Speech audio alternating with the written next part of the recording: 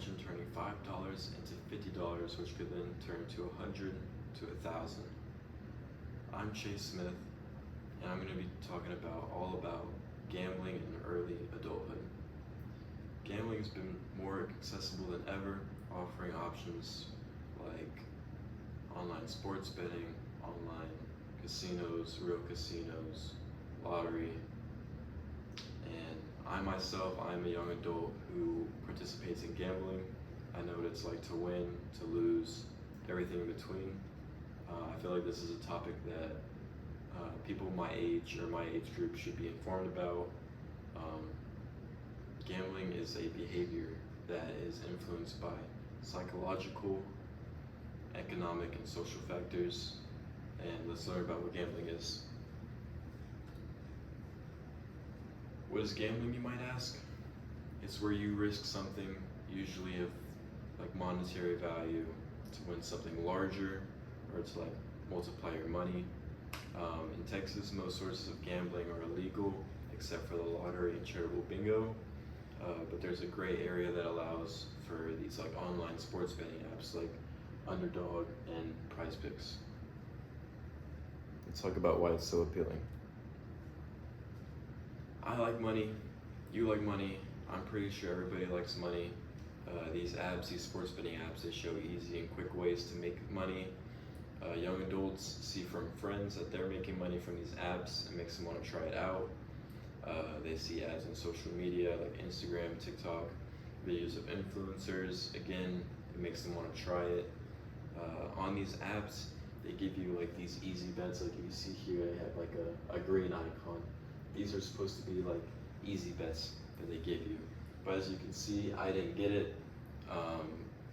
But it's just, it's not always guaranteed to hit. Harvard Health, they did an article back in 2023 where they proved that wins and near wins, like in the picture, they reinforce like the dopamine, like your brain reward system, and that makes you want to keep placing these easy bets in hopes of making money. Now let's talk about how it affects young adults.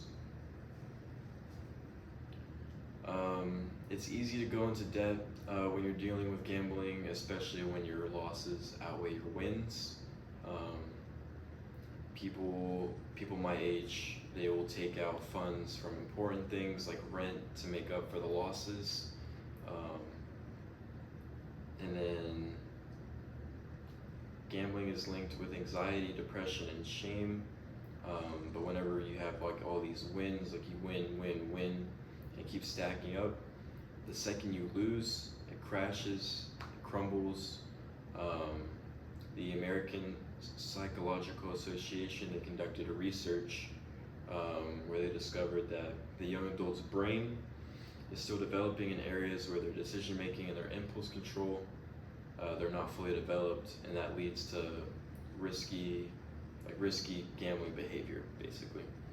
And let's talk about solutions and support. Solutions and support includes like therapy, the gambling hotline, friends and family. Hotlines and counseling services can be utilized. Peer discussions are also effective. Your friends should be like providing feedback when they like notice changes in behavior, mood, or spending. Family relationships are just as important, as they can either like reinforce a habit or allow room for responsibility. The National Council on Problem Gambling, they offer resources like community-based support, where their goal is to like have long-term impact to reduce gambling addictions. And let's go to the conclusion. As gambling is not only a game of chance, but it is a behavior that is influenced by like psychological stimulations, finance factors, and social forces like friends, social media, all that kind of stuff. And as gambling becomes more accessible, it's important to recognize difference between what's entertainment and what's risk. What we discussed earlier was what gambling is, why it's appealing, the effects that it has, and the solutions. But the real jackpot isn't a lucky win, but it's an understanding of risk and making smart decisions. Here are my sources, and that's my TED Talk.